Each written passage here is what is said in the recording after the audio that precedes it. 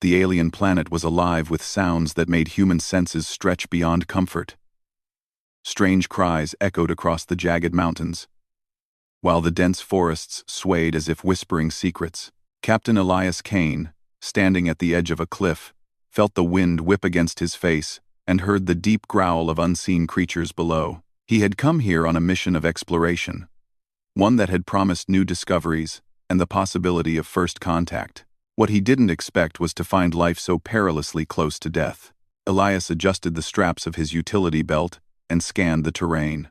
The lush forests that blanketed the valley below were beautiful but dangerous. He had read about the predators here, creatures that could move faster than a human sprint and strike without warning. Yet, he moved forward, driven by a mixture of curiosity and duty. Humanity had sent him as an ambassador of exploration. But more than that, Elias had a personal desire: to see the universe not as a report on a screen, but through eyes that understood danger, beauty, and life. As he descended the slope, a sudden flash of movement caught his eye. At first, he thought it was one of the smaller wildlife species native to this planet, but then he saw it more clearly. A massive crystalline structure, part of what seemed like an abandoned alien settlement, was trembling violently. Cracks spiderwebbed across its surface, and shards of crystal fell into the ravine below. And trapped beneath it, barely visible, was a figure, an alien being. Struggling, her limbs pinned by the collapsing fragments.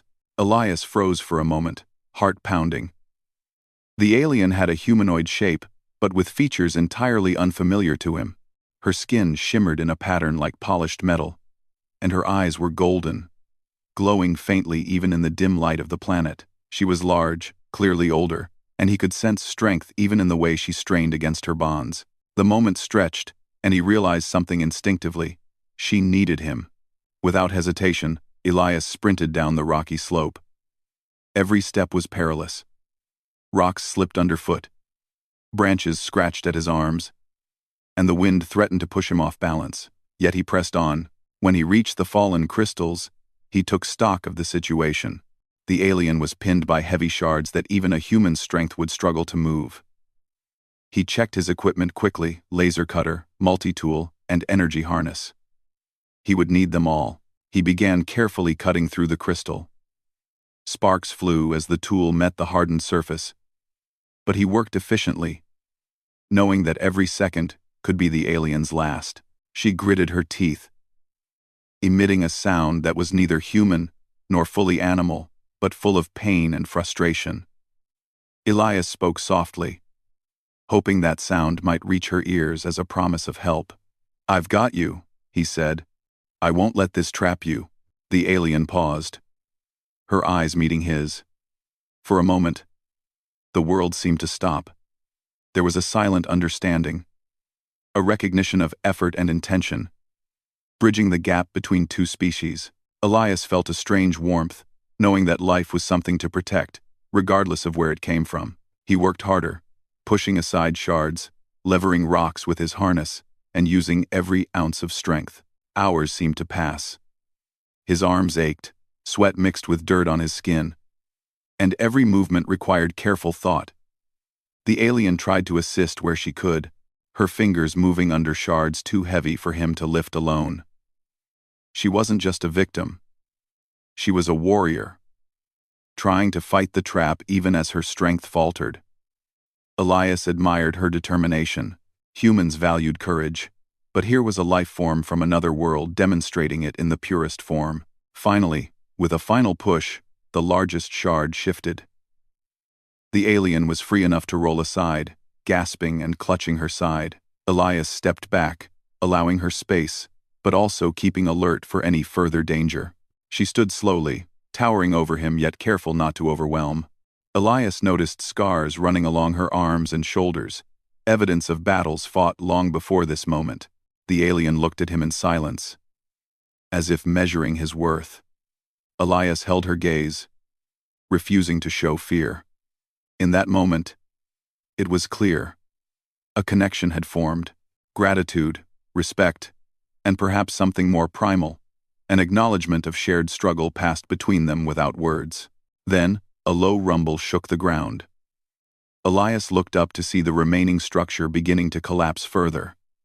The forest around them stirred violently as predators, drawn by movement and sound, began to emerge. Large, winged creatures circled above, their eyes glowing in the dim light. Elias knew they were hunting, and staying in one place would mean death for both of them. "Move!" Elias shouted, grabbing the alien's arm gently. She hesitated, but he insisted, guiding her toward a narrow gorge that offered a safer path. They ran together, Elias leading and the alien following, her steps heavy but surprisingly agile for someone of her size. Rocks tumbled around them, and the creatures swooped down, testing their speed and reflexes. Elias realized that this wasn't just a rescue, it was a test. The alien was strong, yes, but the universe did not favor the weak. He felt a surge of pride as she kept up with him, using instincts that mirrored his own determination. They moved as a unit, humans and alien, a strange team formed by necessity. After what felt like hours, they reached a plateau overlooking the valley. The creatures gave up the chase, unwilling to follow them further. Elias and the alien collapsed to the ground, catching their breaths. He looked at her, and she finally spoke, her voice deep and resonant, strange in tone but understandable. The words were simple, yet carried weight. "You saved me." Elias nodded, wiping sweat from his brow. "I couldn't leave you there. No matter what you are, no matter how dangerous this place is, life is life." The alien studied him, her golden eyes piercing. Then, she did something unexpected. She bowed slightly, not a gesture of submission, but of respect. Elias felt a warmth in his chest, a recognition that humans could be more than explorers or fighters. They could be allies, friends, even heroes, in the eyes of other worlds. Night fell quickly on the alien planet. The forest became darker, filled with sounds that made humans shiver. Elias and the alien set up a temporary camp. Using his equipment and some natural materials, they shared minimal food, enough to survive the night, but conversation was unnecessary. The bond had been formed through action, not words. Elias couldn't help but think of the reports he would eventually write, but those reports would never capture this. The look in her eyes, the way she had fought even when trapped. The silent communication between two beings who had nothing in common but respect for courage and life. As he rested, he felt a deep sense of purpose. Humans were explorers, yes, but also protectors, builders of trust, and witnesses to wonders. Here, on this alien world, that role had never been clearer. He realized that in saving her, he had also proven something fundamental about humanity, not just to the alien, but to himself. The alien mother, as he would come to understand her, did not speak much more that night. Instead, she observed him quietly, her eyes scanning the stars as if understanding that he was different from any other being she had met. Elias slept lightly, knowing that tomorrow would bring challenges.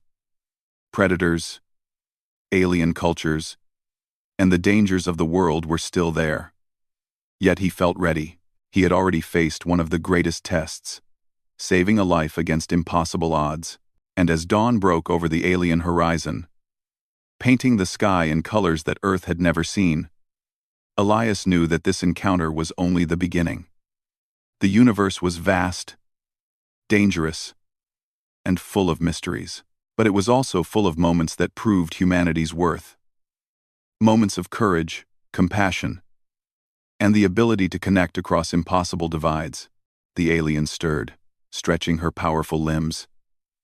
She regarded Elias again, this time with a spark of curiosity that seemed to promise more than survival. He smiled, understanding instinctively that their paths were now intertwined. The story of trust, respect, and human ingenuity had begun. Elias stood, offering her a hand. She accepted it, her grip strong, and together, they moved forward into the dense forest. Ready for whatever the alien world had next. Every step would be a challenge, but every step would also be a testament to what humans could accomplish when courage and morality guided their actions. And so, the adventure began not just for discovery, but for a bond that would shape the fate of worlds. The morning light fell through the dense canopy of alien trees, painting the forest floor with soft, golden streaks.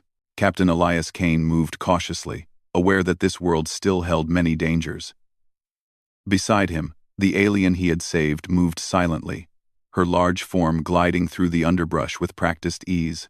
He still did not know her name, but he could feel her presence like a quiet strength, always alert, always measuring. After several hours of walking, they reached a clearing where the trees thinned, revealing a crystalline river glimmering in the sunlight. It was unlike anything Elias had seen before. The water shimmered with colors that shifted as he moved, and the smooth surface reflected the strange sky above. He paused, letting the alien mother step forward. She knelt by the river, her golden eyes scanning the water, as if reading messages hidden beneath the shifting light. Elias waited, feeling the tension in the air. The alien had been silent since their escape. But now she turned toward him. Her voice, deep and resonant, carried a calm authority. "You are strong, human," she said, "brave, and clever.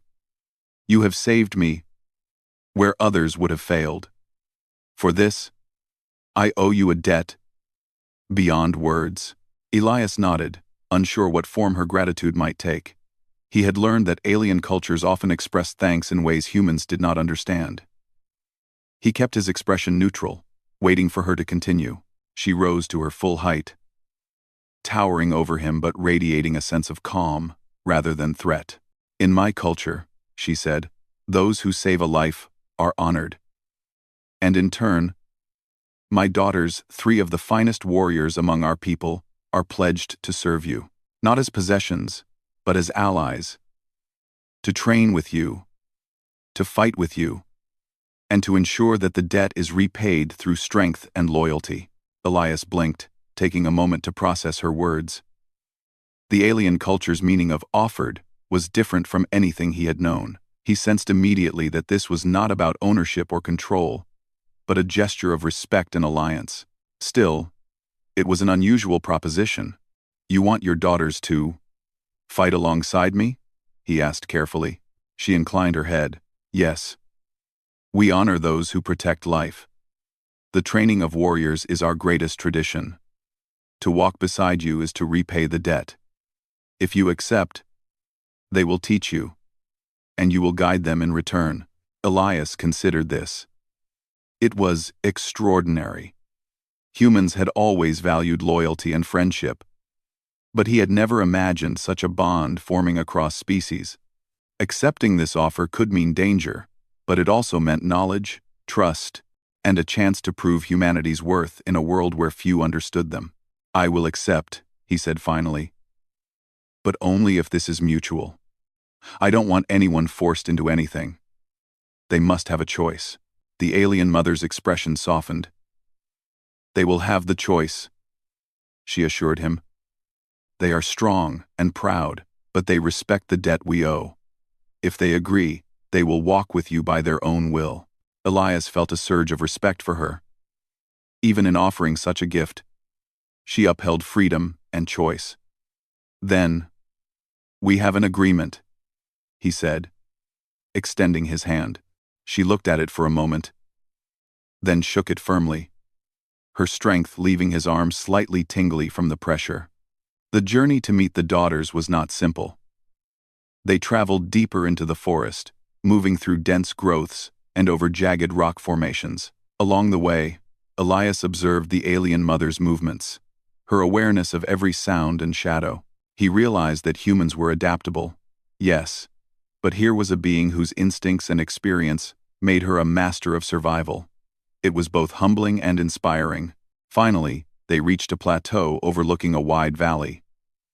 There, standing with a grace that made Elias's chest tighten with admiration, were the 3 daughters. Each was taller than a human, with limbs that hinted at speed and power. Their skin shimmered in patterns unique to each, and their eyes glowed faintly in the morning light, a mark of their heritage and strength. The alien mother stepped forward, These are Skara, Rinna, and Tali, she said. Each has trained for decades. Each is capable of surviving where many would perish. I present them to you, human, as allies and equals. They will decide whether to walk beside you. Elias stepped forward slowly, raising his hands in a gesture of peace. I am honored to meet you, he said.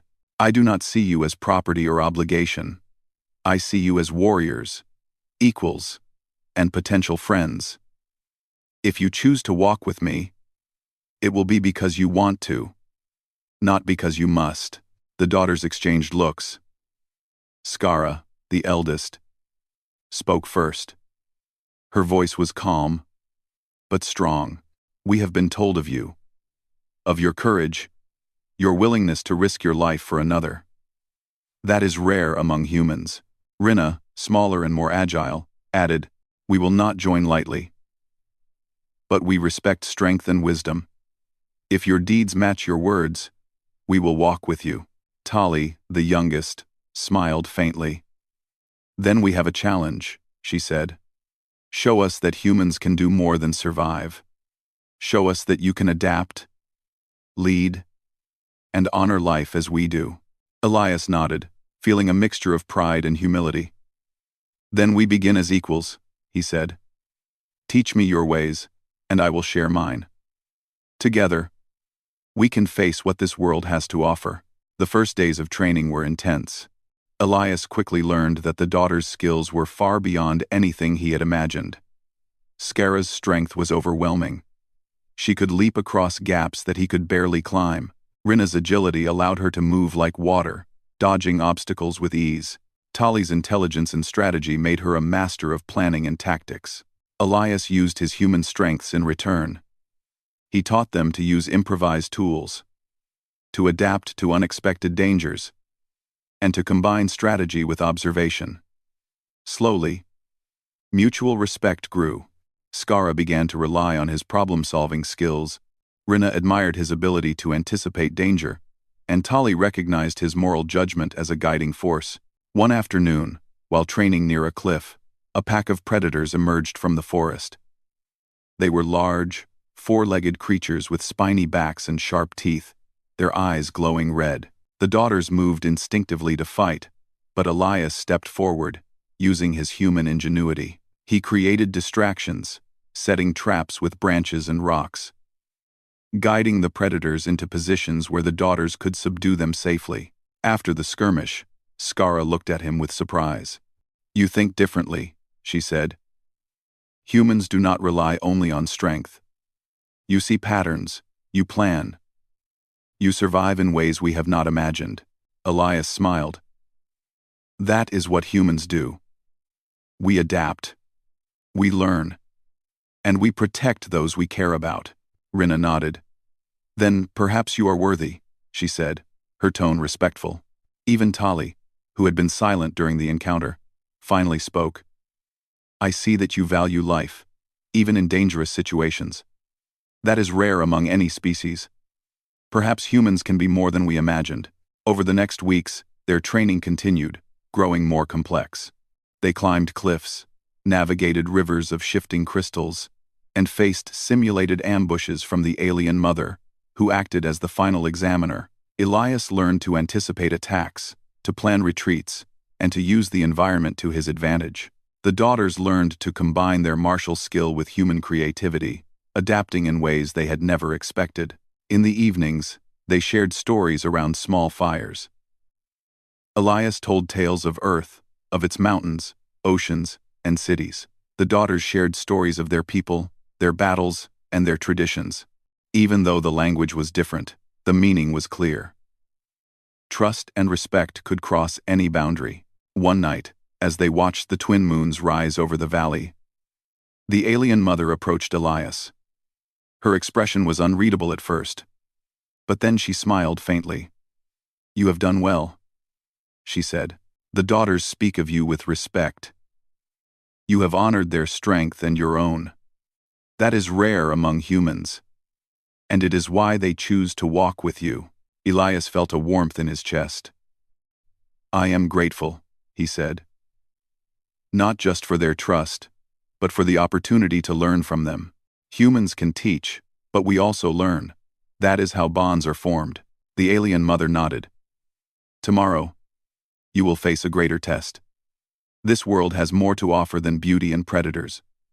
There are forces beyond even our understanding, but with unity, respect, and courage, you may survive and thrive. Elias looked at the three daughters, their faces lit by the soft glow of the moons. Skara, Rinna, and Tali nodded, silent promises of loyalty and friendship. He realized that this bond was extraordinary. Humans had always valued alliances. But here was a connection that spanned species, strength, and worlds. As he lay down that night, the sounds of the alien forest around him, he felt a deep sense of purpose. The journey was far from over. The daughters had chosen him, not out of obligation, but respect, and in return, he would honor that choice, using every ounce of his skill, courage, and humanity to walk beside them, ready for whatever challenges awaited. The universe was vast and full of danger, but also full of opportunities to show what humans could achieve. In saving the alien mother, Elias had earned allies, respect, and the chance to prove that humanity's greatest strength was not weapons or technology, but courage, ingenuity, and moral conviction. And so, the training continued, the bond deepened, and the promise of adventure loomed on the horizon. Humanity had found a place among the stars, not just as explorers, but as protectors, friends, and equals. The forest had grown darker, the thick canopy above blocking much of the sunlight. Captain Elias Kane moved carefully alongside Skara, Rinna, and Tali. The daughters' movements were silent and precise, each step measured and balanced, as if the forest itself obeyed them. Elias, despite being slower, tried to keep pace, relying on his instincts and human ingenuity to navigate the uneven terrain. They were deep in a part of the planet few outsiders had seen. The alien mother had warned him, "Here, you will face challenges designed to test your unity, courage, and adaptability. Only together can you survive." Elias understood that this was more than training. It was a trial, one that could shape their bond and prove humanity's worth to the alien people. The first challenge appeared suddenly. A thick fog rolled through the forest, reducing visibility to mere meters. The air grew colder, damp with condensation, and the sounds of movement around them became muffled. Elias paused, sensing danger. "Stay close," he whispered, his voice calm but alert. "The fog can hide predators, or worse." Skara's sharp eyes scanned the mist, her posture tense. "They are watching," she said quietly, her tone serious. "The hunters of this forest will not ignore us." Elias nodded. He remembered the predator packs they had encountered before. These creatures were intelligent, cunning, and relentless, but he also remembered the human advantage, ingenuity, and the ability to anticipate and plan. He glanced around, noting the positions of trees, rocks, and fallen branches. With careful gestures, he indicated a path that would keep them partially hidden while providing escape routes. As they moved, a sudden roar echoed through the fog. Shapes emerged, large, quadrupedal beasts with spiked backs and glowing red eyes, their movements swift and deliberate. Elias quickly assessed the situation. The daughters readied themselves, but he needed to act. He grabbed rocks and branches, creating simple traps along the path.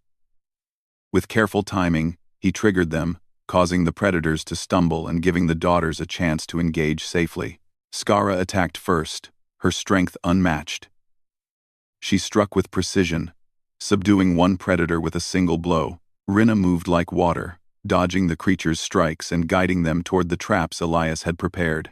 Tali, always strategic, coordinated their movements, calling out directions and signals that Elias quickly learned to understand. The battle was chaotic, but the combination of human planning and alien skill proved unstoppable. The predators eventually fled, leaving the group victorious but exhausted. Elias wiped sweat from his brow and looked at the daughters. They were panting, their muscles tense, but there was a hint of admiration in their eyes.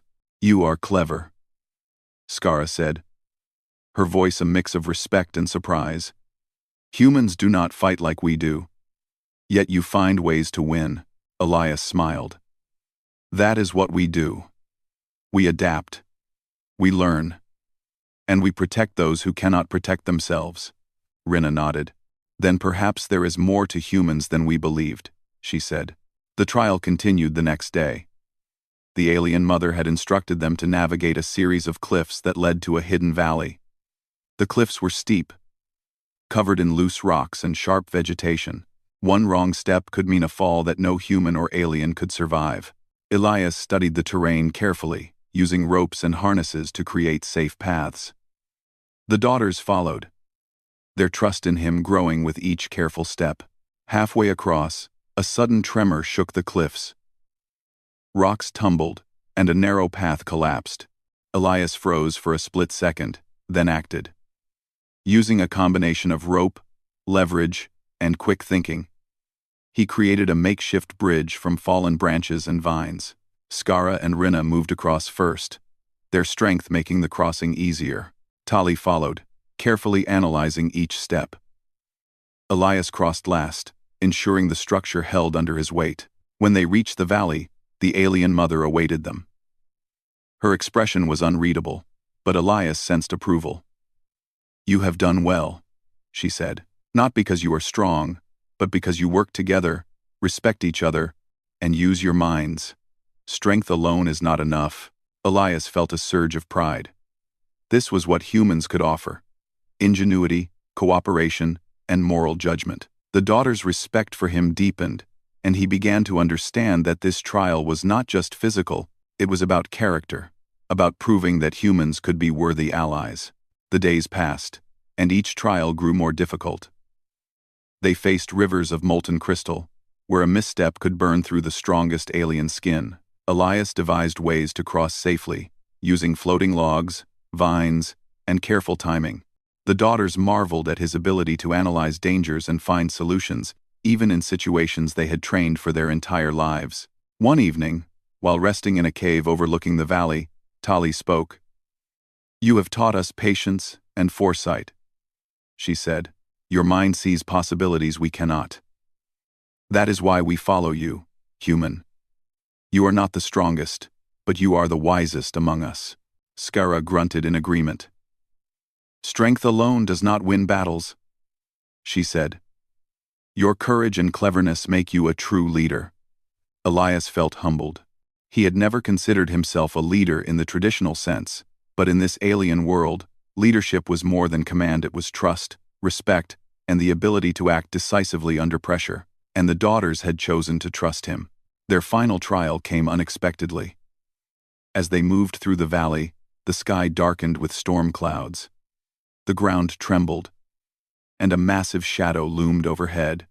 A warship alien, larger than anything Elias had seen, descended from the clouds. It was sleek, black, and bristling with unknown weapons. The daughters froze, their training now meeting a real threat. Elias quickly assessed the situation. The ship was scanning the valley, searching for them. If detected, they would be captured or destroyed. He pointed to a series of caves along the cliffside. "We need to move. Follow me and stay quiet." The group ran, using every skill they had honed in the past weeks. Elias led them through narrow passages, avoiding detection. The daughters followed, their trust in him absolute. They reached a cave hidden behind a waterfall, where they could hide and plan. Inside, Elias examined the ship through a small opening in the rock. Its design was unfamiliar, but he could infer its capabilities. "This is no ordinary patrol," he said. "They are looking for someone or something. We need a plan to get out without being noticed." Skara leaned close. "You have led us before, human. What do you suggest?" Elias thought quickly. He realized that brute force would not work. The ship was too powerful. Instead, he suggested a combination of misdirection and stealth. Using the natural terrain, shadows, and their knowledge of the forest, they could create false tracks and move under the ship's sensors. The daughters listened carefully, each contributing her own insight. Rinna noticed a hidden path along the river that could provide cover. Tali analyzed the ship's scanning patterns, predicting its movements. Skara prepared for a fight if needed but trusted Elias's strategy. When the time came, they moved as one. Elias led, the daughters close behind. They avoided the ship's patrols, navigated hidden paths, and used the environment to their advantage. The ship scanned repeatedly, but never detected them. Hours later, they emerged safely on the other side of the valley. Breathing heavily, Elias looked at the daughters. "We did it," he said quietly. "Together." Tali smiled faintly. "This is why we follow you," she said. "Not just because you are clever, but because you keep us alive and honor life at every turn." Skara and Rinna nodded in agreement. The bond between them had grown beyond mere training.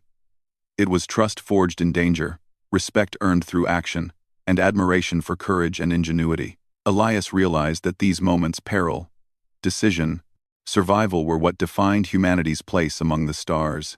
That night, as they camped under a sky filled with unfamiliar constellations, Elias reflected on the trials they had faced. Humans were adaptable, courageous, and capable of creating bonds across unimaginable differences. The daughters had challenged him, trained with him, and now fought alongside him. He had earned their respect not through dominance, but through ingenuity, empathy, and moral courage. The alien mother approached quietly, her presence commanding attention even in the darkness.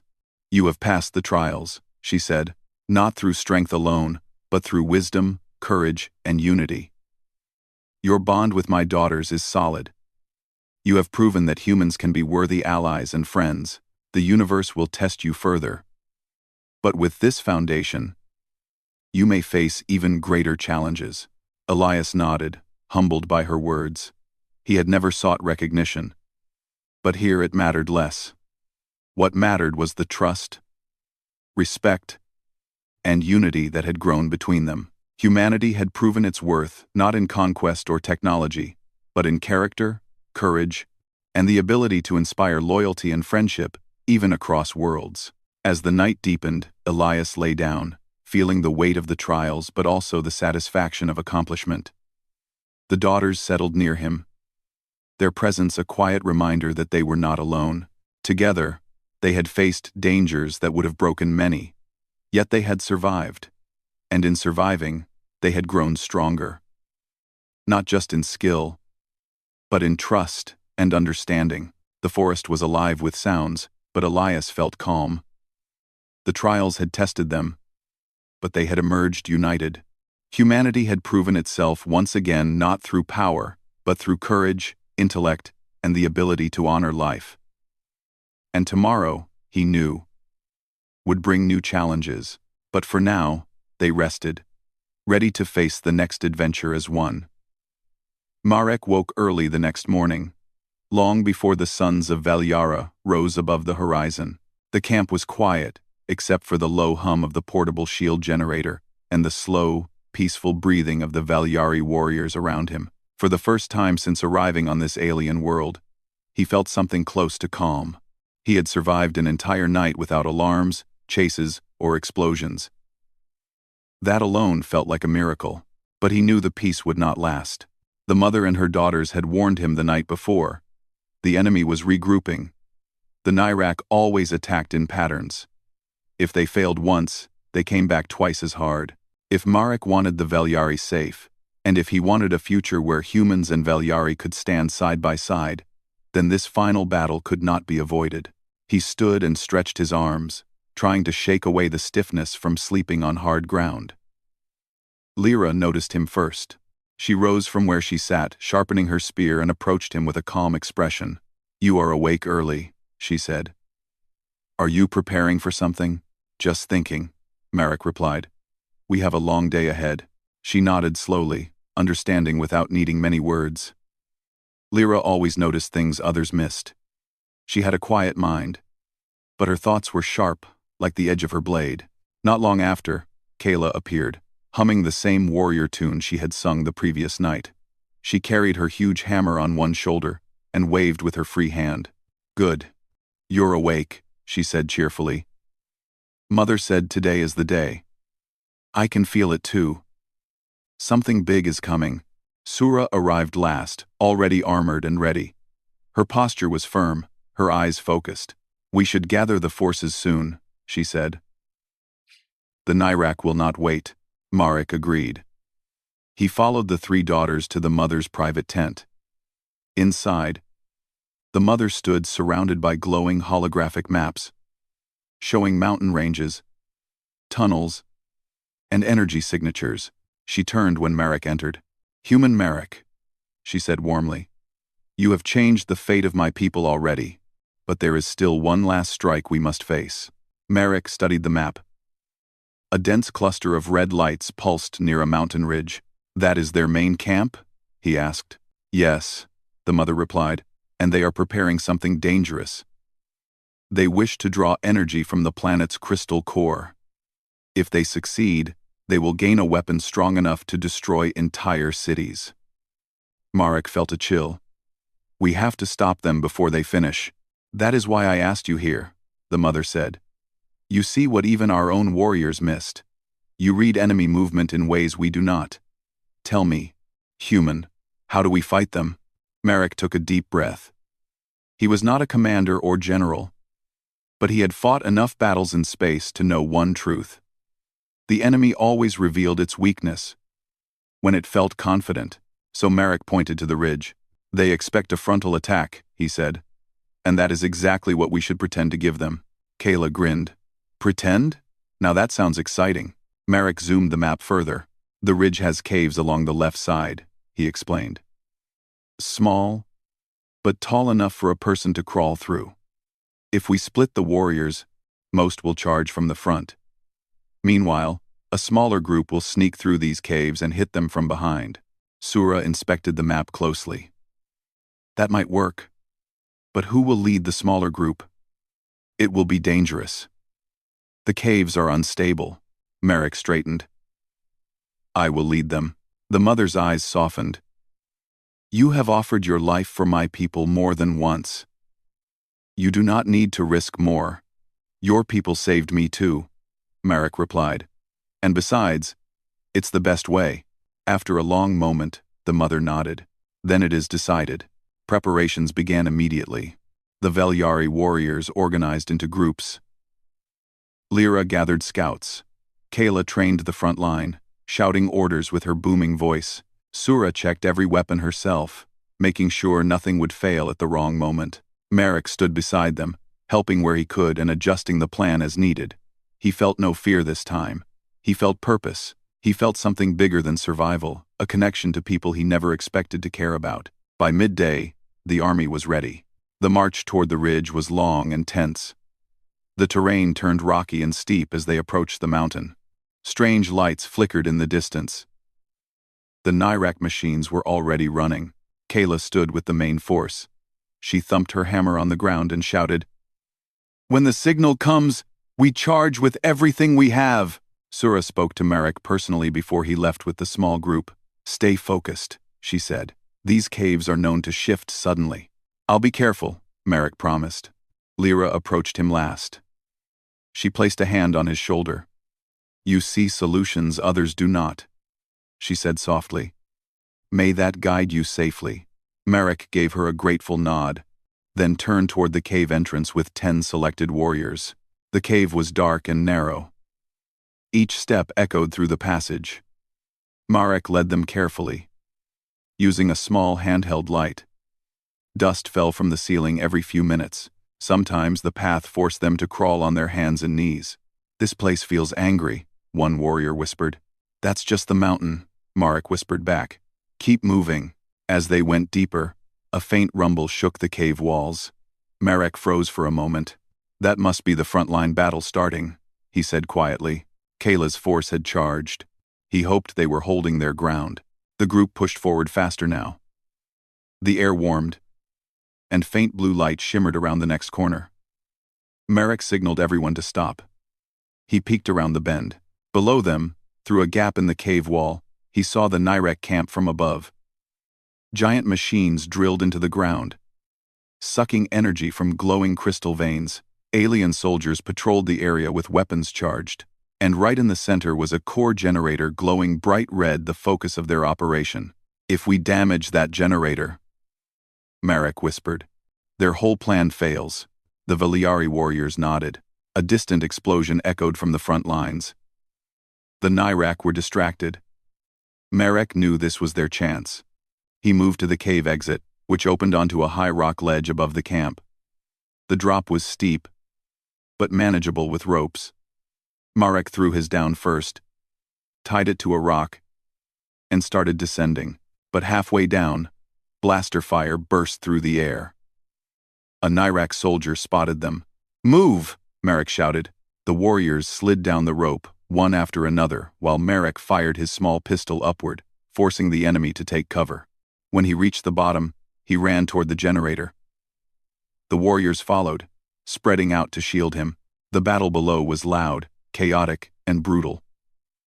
Nyrek soldiers rushed forward in large numbers, their metallic bodies reflecting the blue crystal light. The Veliari fought back fiercely, spears and blades striking with precision. Marek reached the generator and inspected it quickly. It was shielded by a force barrier. "Lyra could disable this faster," he muttered to himself. "But I'll have to do it the human way." He pulled out a small toolkit from his belt and began working on the panel. Sparks flew. The machine hummed loudly. Behind him, a warrior shouted, "More coming! Hold them off!" Marek yelled. "I just need a few more seconds." The shield flickered. Another explosion echoed from the front lines. Marek knew Kayla must be giving everything she had. Suddenly, the generator's force field collapsed. Marek grabbed an energy cell, overloaded it, and tossed it inside the machine's core. "Everyone get back." They dove behind rocks as the generator erupted in a blast of white-blue energy. The shockwave disabled multiple Nyrek machines instantly.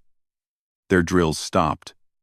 Their lights faded, and the entire Nyrek army froze for just a moment, surprised, confused, unprepared. It was exactly the opening the Veliari needed.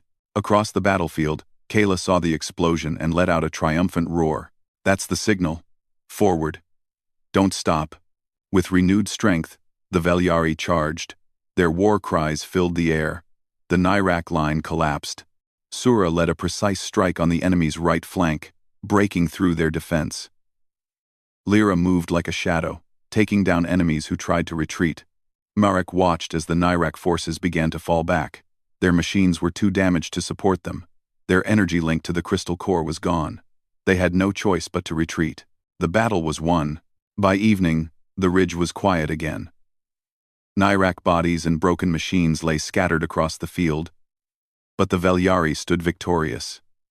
The mother arrived to inspect the battlefield. When she saw Marek, she hurried toward him. "You defeated their core," she said with relief. "Without that, they can no longer threaten our world." Marek smiled tiredly. "We all did it. Your people fought with everything they had." The mother placed a gentle hand on his arm. "You have given the Veliari something greater than victory. You have shown us courage from a species we barely understood." Kayla limped toward him, hammer on her back.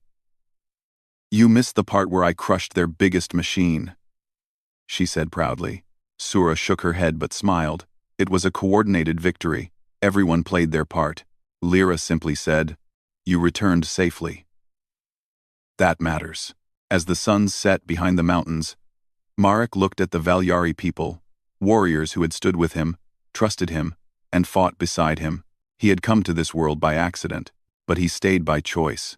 And now, he knew he had a place here. A place where humans and aliens could build something new together. The war was not over forever, but on this day, the Veliari had hope, and Marek had a home. The mother looked at her 3 daughters, then at the human who had changed their fate. "This is only the beginning," she said softly, and Marek believed her.